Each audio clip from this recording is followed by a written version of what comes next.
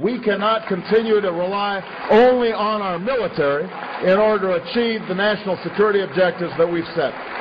We've got to have a civilian national security force that's just as powerful, just as strong, just as well funded. Nearly 3 weeks after Two Rivers Authority officials announced an agreement with an out-of-state security firm, many questions remain surrounding American police force. APF held its first meeting with reporters over the weekend in Hardin. Color 8's Nick Law reports the group answered questions about its plans, but offered little insight into the company. Confusion and secrecy about American police force has grown during the last few weeks. APF has been here for 10 months, but it has never been stealth. The group announced its plans to fill the $27 million detention facility and build a police training center next to the jail. While they gave details for the site, other questions went unanswered. Where will the prisoners come from? What experience does APF have in prisoners and training police officers? And why was Two Rivers Authority Executive Director Greg Smith placed on administrative leave? At a press conference Saturday, APF also refused to release any information on its funding or organization. The decision is that the name of the parent company will not be released. When questioned about the decision to show up in Hardin last week in vehicles with Hardin police templates, members were brief in their explanation.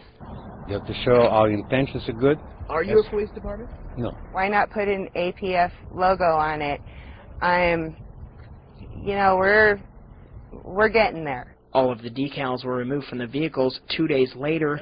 APF has consistently stated the community has nothing to fear and says its plans will help stimulate the Hardin economy. This corporation's intention is to buy local and stay local and do local business as much as we possibly can. Residents appear split in their feelings over the company. Some want more information, but others believe it will be a tremendous boost to the area. The company plans to hold the job fair in Hardin the third week of October. Reporting in Hardin, Nick Law, Color 8 News. As you may have noticed in that story, another development this weekend was the naming of Becky Shea as APF's new public relations director. Shea was a reporter with the Billings Gazette who had covered the Hardin jail story for the last few years.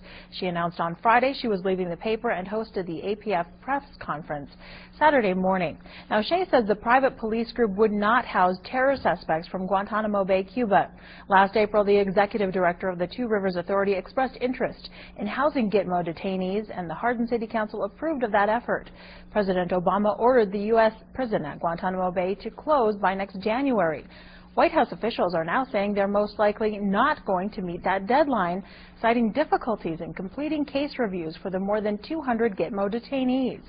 Reuters News Service reports that an Obama administration official, who wishes to remain anonymous, says that the White House is close to selecting a U.S. location for some of the Gitmo detainees to be transferred once the facility closes.